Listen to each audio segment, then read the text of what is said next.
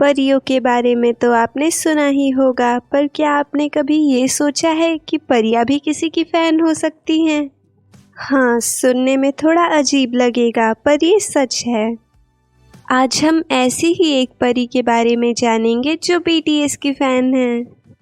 नन्ही परी परी लोग की एक बहुत ही प्यारी और चंचल परी थी। उसे उड़ना बहुत पसंद था। उसका सपना था कि वो पूरी दुनिया का भ्रमण करे, पर वो अभी बहुत छोटी थी, इसलिए परियां उसे अकेले कहीं नहीं जाने देती। परियों, अब मैं बड़ी हो गई हूँ, मैं अकेले कहीं भी जा सकती हूँ। आप लोग को चिंता करने की कोई ज़रूरत नहीं है। हाँ नन्ही परी, तुम बड़ी हो गई हो पर फिर भी तुम्हारी हिफाजत करना हमारी जिम्मेदारी है।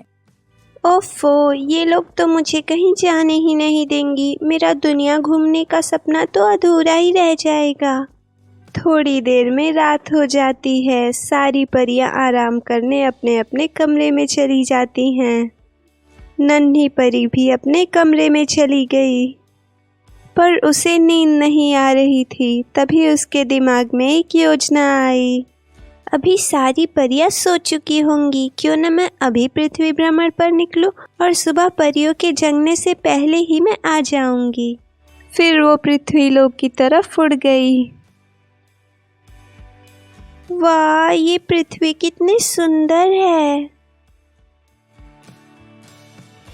वो उड़ ही रही थी, तभी उसकी नज़र एक इंसानों के झुंड पर पड़ी जो जोर जोर से चिल्ला रहे थे। फिर नन्ही परी उस झुंड में घुस गई। जब उसने पास जाके देखा तो 7 लड़के गाना गा रहे थे और नृत्य कर रहे थे। वो और कोई नहीं बल्कि बीटीएस थे। वाह, ये सातों कितने सुंदर हैं और कितना अच्छा नृत्य भी कर रहे हैं।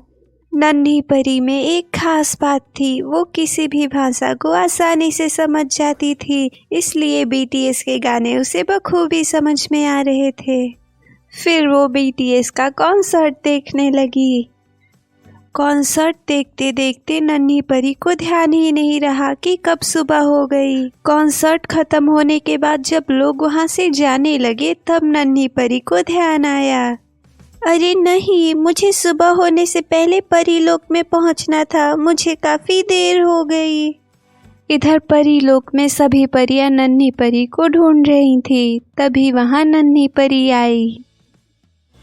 तुम अब तक कहाँ थी नन्ही परी? रानी परी, वो मैं क्या तुम्हें हमने अकेले कहीं भी जाने से मना किया है न? पर परी माँ, मैं ज़्यादा दूर नहीं गई थी। मैं तो बस पृथ्वी लोक पर ही गई थी और अब मैं बड़ी हो गई हूँ, इसलिए आप लोग मेरी चिंता मत कीजिए। और आपको पता है मैंने वहाँ क्या देखा?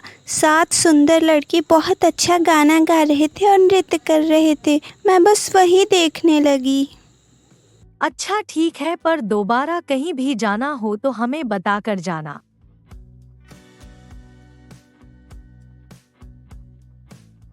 आपको पता है तारा परी, वो लड़के बहुत अच्छा गाना गा रहे थे। आप भी मेरे साथ पृथ्वी लोक पर चलिए ना। मेरे पास बहुत काम है, हम बाद में कभी चलेंगे।